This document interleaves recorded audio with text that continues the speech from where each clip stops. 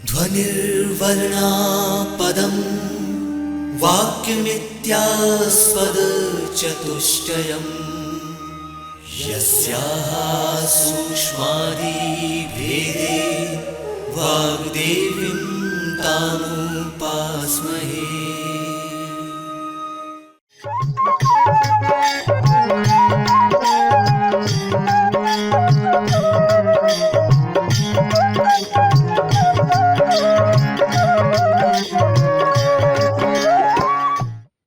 नमस्कार विद्यार्थियों, एक बार पुनः आप सभी का स्वागत है। बीए द्वितीय वर्ष समाजशास्त्र के सभी विद्यार्थियों, आज मैं पुनः आपके सामने हूँ, doctor Deepti Shrivastava, professor sociology. विद्यार्थियों, बहुत ही महत्वपूर्ण विषय पर आज चर्चा करने के लिए हम लोग यहाँ पर हैं। जजमानी सिस्टम।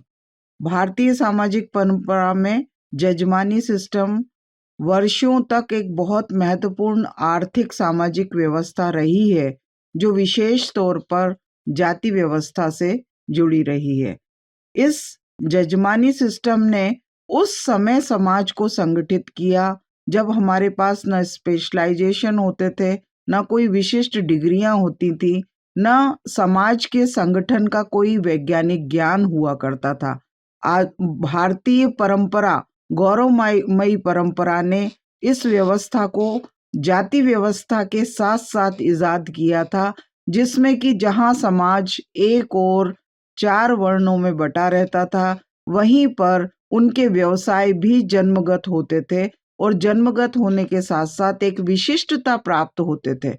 सदियों तक, पीढ़ियों तक एक ही व्यवसाय को करते रहने से ना तो कोई आर्थिक असुरक्षा की भावना होती थी, न किसी प्रकार के कंपटीशन की कोई भावना होती थी, जिससे समाज में बड़ी शांति व्यवस्था और संगठन देखने को मिलता था। जो कि जजमानी व्यवस्था विशेष तौर पर विद्यार्थियों ग्रामीण समाज का एक हिस्सा है, खास तौर पे आधुनिक भारत में। आज भी हमें जहां तहां ये व्यवस्था, जितना छोटे गांव होंगे, जितना छोटा हिस्सा होगा, उन ग्रामों में देखने को मिलती है, लेकिन आंशिक तौर पे ही हमें दिखाई देती है। कहीं कहीं उसके एविडेंस हमें देखने को मिलते हैं, लेकिन पूरे तरीके से आज जजमानी व्यवस्था संवैधानिक कानूनी अधिकारों के अंतर्गत कहीं खो सी गई है। और ये भी एक अच्छा परिवर्तन है कि आज प्रत्येक व्यक्ति को अपने व्यवसाय चुनने का अधिकार है। कोई भी व्यवस्था, चाहे वो कितनी भी सुदृढ़ और संगठित न क्यों न हो, कहीं न कहीं कुछ न कुछ उसमें कमियां होती हैं और समय के अनुसार परिवर्तित होती रहती है। तो जजमानी व्यवस्था का भी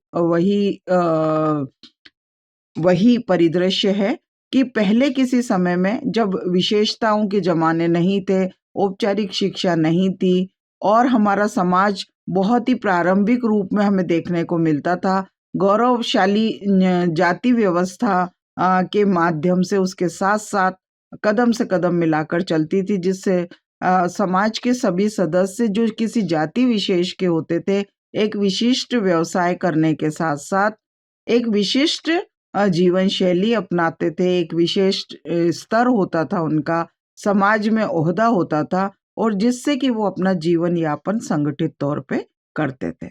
आइए औपचारिक तौर पे हम देखें कि जजमानी व्यवस्था क्या है। उसके पूर्व में ये चित्र दिखाना चाहती हूँ, जिसमें कि जाति व्यवस्था के अंतर्गत एक संपन्न परिवार के लोग मध्यम और निम्न मध्यम वर्गीय कामगार लोगों को कुछ प्रदान कर रहे हैं। यह जजमानी व्यवस्था को बहुत अच्छे से पोर्ट्रे करता है और दिखाया जाता है कि जजमानी व्यवस्था क्या है। इसे औपचारिक तौर पे परिभाषाओं और अर्थ के माध्यम से देखते हैं। जजमानी व्यवस्था का अर्थ। जजमानी व्यवस्था का अर्थ बताने के पहले मैं बताना चाहूंगी कि किस विद्वान का नाम जजमानी व्यवस्था से जुड़ा हुआ है। ऑस्कर लुईस ने जजमानी व्यवस्था 1958 की अपनी परिभाषा के लिए वाइजर के अध्ययन पर भरोसा करते हुए कहा कि इस प्रणाली के तहत एक गांव के भीतर प्रत्येक जाति समूह से अन्य जाति के परिवारों को कुछ मानकीकृत स्टैंडर्डाइज्ड सेवाएं देने की उम्मीद की जाती थी। उदाहरण के लिए, जैसे कि बार्बर, आज तो हेयर ड्रेसर होने लगे हैं, ब्यूटिशियंस होने लगी हैं, लेकिन उस समय, पुराने समय में जब हमारा समाज औपचारिक तौर पे उतना एजुकेटेड नहीं हुआ करता था, या ये कहें कि ग्रामीण समाज में लोग किसी बढ़ई यानी कारपेंटर के माध्यम से लकड़ी के कामों का कार्य देखते थे और विशेष मानते थे कि वो काम हर कोई नहीं कर सकता है। उसी प्रकार से बार्बर जो कि उसका काम करता था, हेयर कटिंग का काम करता था, हेयर ड्रेसिंग का काम करता था, मसाज का काम करता था। किन्हीं घरों में अगर किसी बच्चे का जन्म हुआ है तो जच्चा बच्चा के लिए मालिश का काम करता था। ये सब काम एक विशेष वर्ग को आवंटित थे और स्टैंडर्डाइज सर्विस देने की बात की जाती थी, जिसके बदले उन्हें पैसे की जगह कुछ न कुछ उपहार या उनके जीवन यापन की चीजें दी जाती थी। ये जीवन यापन की चीजों में कुछ फसल का हिस्सा भी हो सकता है, अनाज भी हो सकता है, कपड़े भी हो सकते हैं, कोई छोटा मोटा जेवर भी हो सकता है, या अन्य कोई चीज भी हो सकती है। ये यहाँ जो विनिमय होता था वो सेवा और वस्तु का होता था, न कि प्योर सेवा और पैसे का होता था। आज अगर आप लोग कहीं जाते हैं, हेयर ड्रेसिंग कराते हैं, तो क्या करते हैं? आप सबसे पहले चार्जेस पूछते हैं, अपनी हेयर कटिंग लेते हैं और वो चार्जेस पैसे के तौर पर दे देते हैं उसको। अगर आप उन्हें अनाज देंगे तो क्या वो लेंगे? नहीं, क्योंकि आज की व्यवस्थाएं अलग हैं। तो जजमानी व्यवस्था को समझने के लिए एक कंपोनेंट इसका और भी यहाँ पर समझना आवश्यक है कि जजमान फिक्स हुआ करते थे। जजमान वो व्यक्ति होते थे जो सेवा ले रहे हैं। अधीन या एक कहीं कहीं कमीन वर्ड भी यूज किया है, जिसका आशय ये होता था कि वो किसी जजमान के अंडर में होते थे। जैसे कि कोई ठाकुर के परिवार हैं, राजपूत के परिवार हैं, वहां पंडिताई का काम हर पंडित नहीं करेगा, कुछ फिक्स पंडित हुआ करते थे, पुरोहित हुआ करते थे, वही उस प्रकार का कार्य करेंगे और उसके बदले में उन्हें कुछ वस्तुओं का आदान प्रदान होता था, या किसी भी प्रकार की परेशानी में वो फिर उस परिवार को बोलते थे। बीमारी में, शादी में, विवाह में इन जजमान की जिम्मेदारी होती थी कि ये सारे कार्य करें। ये जो मैंने आपको समझाया है, ये आगे चल के और अधिक क्लियर होगा। संक्षिप्त में हम इसको समराइज भी करते हैं। आइए देखते हैं जजमानी से और हमारा तात्पर्य माइक्रो लेवल पर यानी सूक्ष्म लेवल पर और क्या है। जजमानी प्रथा भारत में ग्रामीण समुदाय के अंतर्गत विभिन्न जातियों के परिवारों के बीच एक सामाजिक और आर्थिक व्यवस्था थी। विद्यार्थियों, सामाजिक व्यवस्था इसलिए कि ये जाति से जुड़ी हुई थी, और आर्थिक व्यवस्था इसलिए कि कहीं ना कहीं श्रम होता था, मानकीकृत यानी स्टैंडर्डाइज सेवाएं दी जाती थी, और उसके आधार पर कुछ नियत चीजें उनको मिलती थी। और ये कौन कौन सी हुआ करती थी? जैसे कर्मकांड संपन्न करवाना, हजामत बनवाना, या कृषि हेतु मजदूरी करवाना। उसमें यजमान को परेशान होने की जरूरत नहीं होती थी कि किससे करवाएं। आज आप क्या करते हैं? बिल्कुल इसके विपरीत हम काम करते हैं। आज हम ये करते हैं कि अगर हेयर ड्रेसर है तो सबसे पहले हम गूगल पर रिव्यू देखते हैं कि किसके रिव्यू अच्छे हैं। हम बाध्य नहीं है कि किसी एक व्यक्ति से ही हमें सेवाएं लेना है।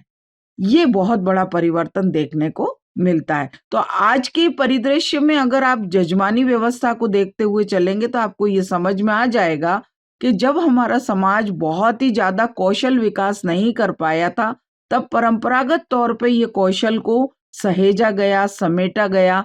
आज ये सारे कौशल जो हैं वो मार्केटिंग के अंतर्गत आ गए।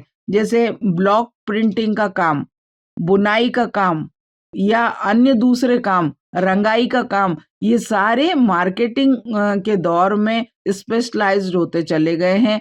पहले जहां जजमान से जुड़े होते थे, आज बुटीक से या किसी पर्टिकुलर शॉप से जुड़े होते हैं जहां पर उनको पैसा प्राप्त होता है, और वो जो व्यक्ति ये सेवाएं देता है वो व्यक्ति अपने आवश्यकताओं को पैसे के माध्यम से पूरी करता है। जजमानी व्यवस्था का अर्थ और भी अच्छे से समझा जा सकता है इन चंद लाइनों के माध्यम से। इस व्यवस्था में प्रत्येक जाति का एक निश्चित व्यवसाय तय हो जाता है।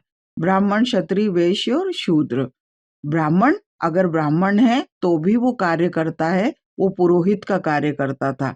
क्षत्रिय अगर क्षत्रिय है, उच्च है, दूसरे क्रम में है, वो ब्राह्मण से संस्तरण के माध्यम से, लेकिन उसका महत्व कहीं कम नहीं है। अगर समाज में किसी भी प्रकार की सुरक्षा की आवश्यकता होती है तो ये क्षत्रिय समाज की रक्षा करते थे, या किसी भी प्रकार से कोई वीरता का या शौर्य का इश्यू होता था तो उसमें ये लोग मदद करते थे।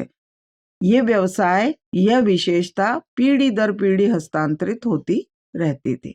ऐसा नहीं है कि एक पीढ़ी तक काम किया और फिर रह गया।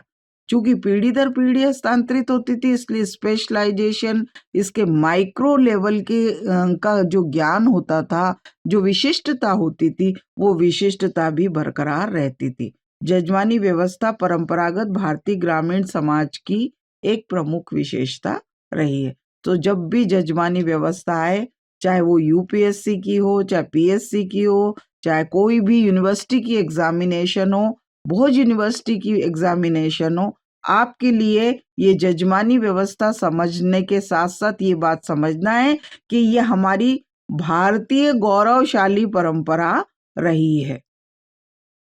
जजमानी व्यवस्था की परिभाषाएं। विद्यार्थियों, जहां एक और मैं आपको समझाने की कोशिश करती हूँ कि कोई कॉन्सेप्ट क्या है, ताकि आपके दिमाग में वो स्थायी तौर पर बैठ जाए, वही कोशिश मेरी रहती है कि मैं इस व्याख्यान के माध्यम से आपकी परीक्षा की भी तैयारी करवाती जाऊं। इसीलिए यहाँ मैंने कुछ परिभाषाएं आपको दिखाने की कोशिश की है, जो नोट्स के तौर पे इस प्रेजेंटेशन के माध्यम से आपके पास होंगी। आइए देखते हैं ऑस्कर लेविस क्या कहते हैं जजमानी व्यवस्था के बारे में। इस प्रथा के अंतर्गत एक गांव में रहने वाले प्रत्येक व्यक्ति जाति समूह से यह अपेक्षा की जाती है कि वह अन्य जातियों के परिवारों को कुछ प्रमाणित सेवाएं दे सके। जैसे उदाहरण के लिए पुरोहित। अब मान लीजिए किसी पंडितों के या ब्राह्मण के से सूक्ष्म या छोटे लेवल के कम स्तर के लोगों के यहाँ पांडित्य की जरूरत पड़ती है, किसी कर्मकांड की जरूरत पड़ती है, किसी का मृत्यु भोज होना है, किसी की पूजा होना है। ऐसी स्थिति में समाज का वो उच्च स्तर का ब्राह्मण इस बात के लिए मना नहीं कर सकता कि वह किसी निम्न परिवार में नहीं जाएगा, उसे सेवाएं देना होंगी, और उन सेवाओं के अनुसार प्रमाणित सेवाएं जो उसकी हैं, प्रमाणित मतलब सामाजिक दृष्टिकोण से सर्टिफाइड सर्विसेज जो होती हैं, जैसे ब्राह्मण, क्षत्रिय, वैश्य और शूद्र की जो डिसाइडेड सेवाएं हैं, किसी नाई की सेवाएं जो होती हैं, नाई की सेवाएं उसे देना होंगी, किसी विवाह में कोई मना उसको नहीं कर सकता। इसी प्रकार योगेंद्र सिंह ने भी बहुत अच्छे से जजमानी व्यवस्था को परिभाषित किया है। जजमानी व्यवस्था एक ऐसी व्यवस्था है जो गांव के अंतर जातीय संबंधों में पारस्परिकता पर आधारित संबंध द्वारा नियंत्रित होती है।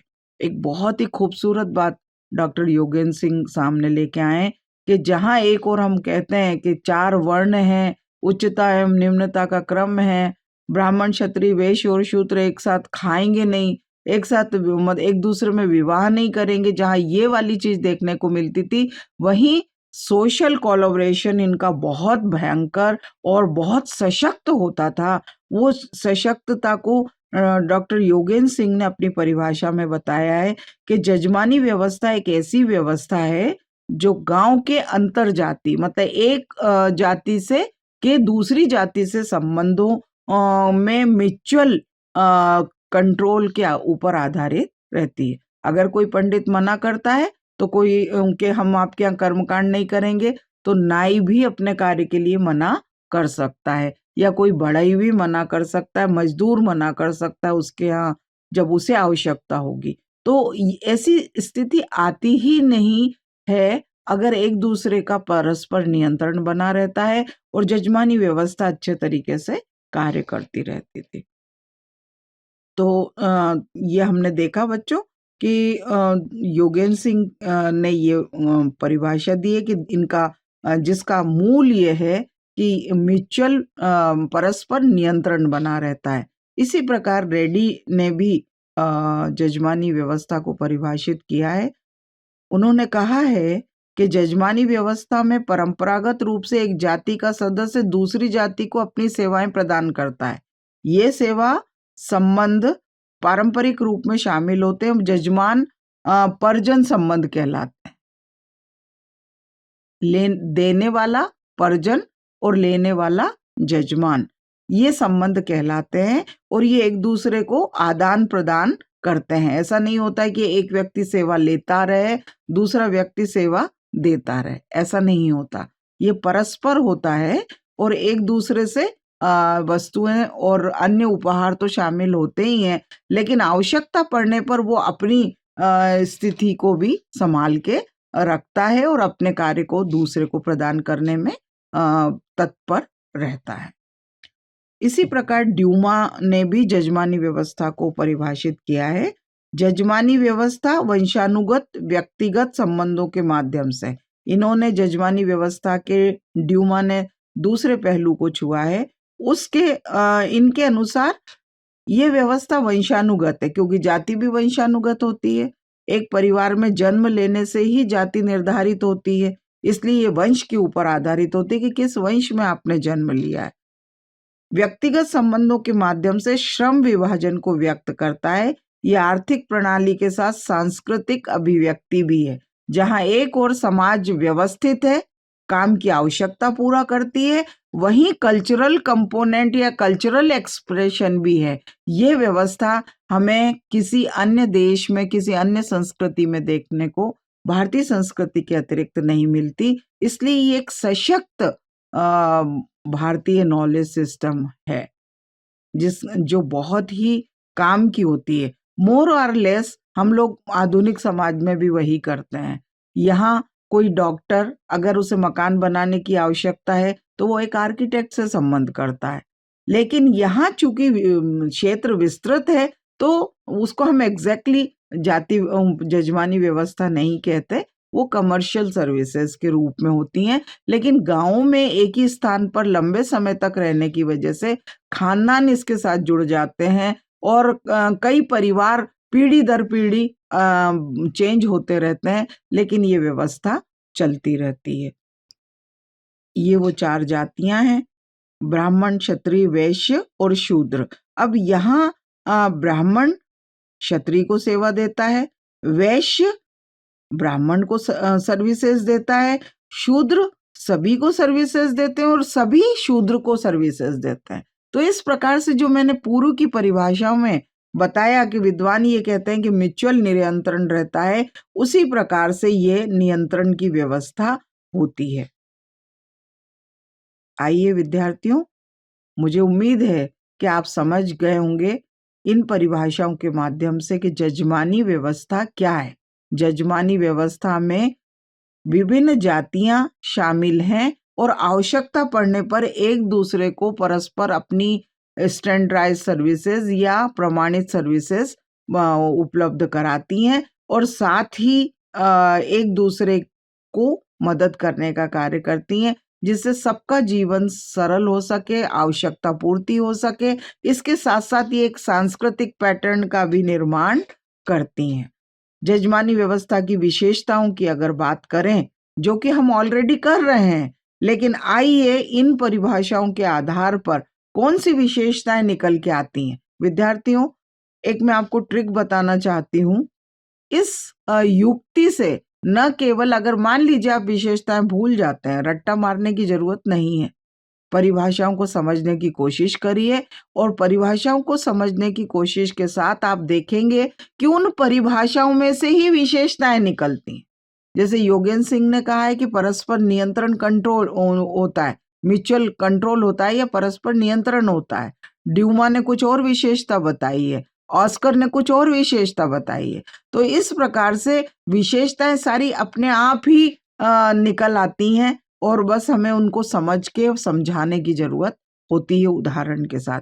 कोई भी आपका आंसर मेटिकुलस या तर्क संगत या वैज्ञानिक तब है जब आप उदाहरण के माध्यम से किसी चीज को बताते हैं और परिभाषाओं के माध्यम से।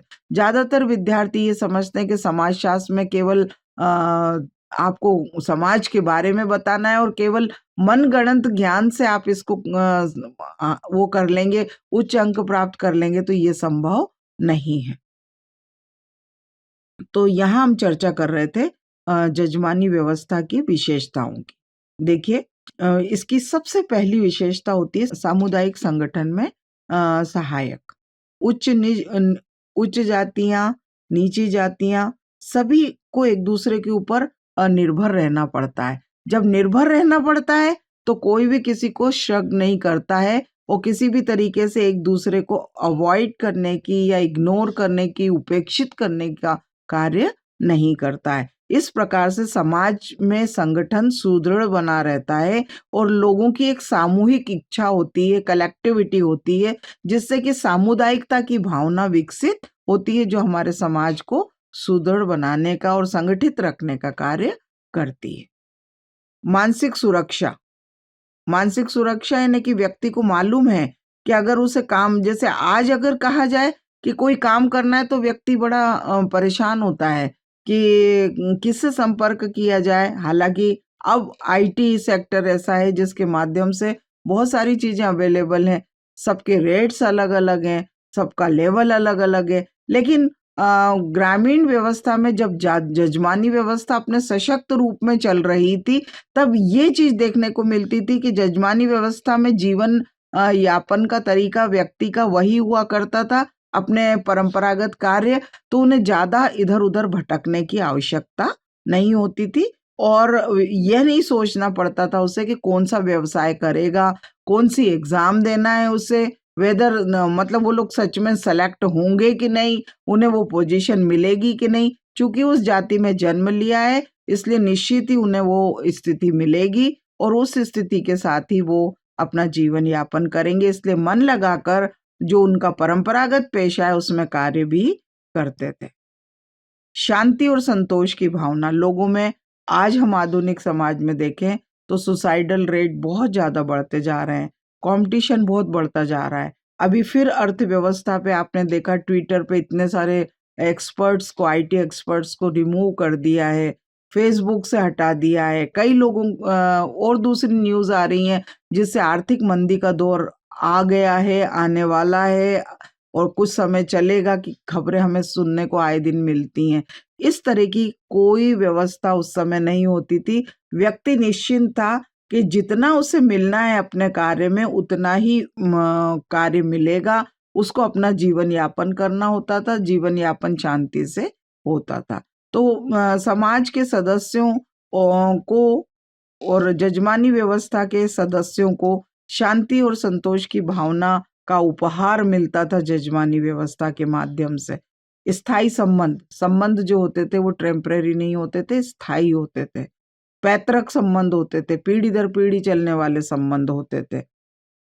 तो ये इसका जजमानी व्यवस्था का एक बहुत ही बड़ा उपहार था। आज जो मानसिक रोगों से पीड़ित हम लोगों को देखते हैं, इनसिक्योरिटी देखते हैं, माइग्रेट होते हुए देखते हैं, ये सारी चीजें हमें देखने को नहीं मिलती थी। और किसी प्रोफेशन की तो क्या बात की जाए, श्रमिक भी बहुत ही बृहत रूप में माइग्रेट करते हैं, जिसका कोरोना के पीरियड में हमने बहुत बड़ा एग्जाम्पल देखा।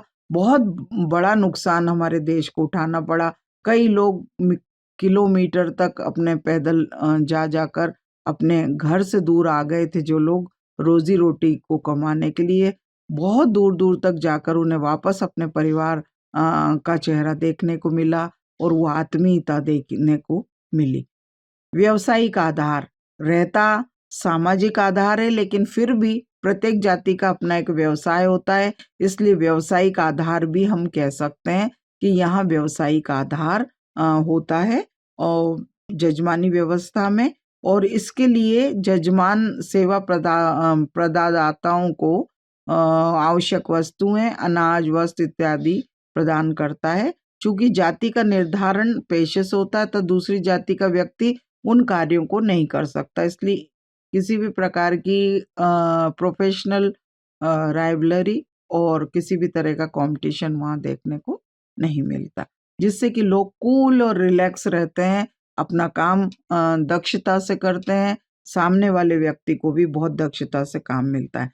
जाति पर आधारित है, इस बात की हमने कई बार चर्चा कर ली है। नाई जो बाल काटने का काम करता है, उसके बच्चे भी उसी तरह का कार्य करेंगे। बढ़ई लकड़ी का काम करेगा, कुम्हार बर्तन बनाने का कार्य करता है। इन विभिन्न जातियों के पारस्परिक सहयोग से एक दूसरे की आवश्यकताएं पूरी होती हैं। पुरस्कारों में समानता नहीं होगी, इसलिए समाज में जो उच्चता और निम्नता का क्रम बना है उसको भी लोग बड़े ही रिलैक्सिंग वे में एक्सेप्ट कर लेते हैं।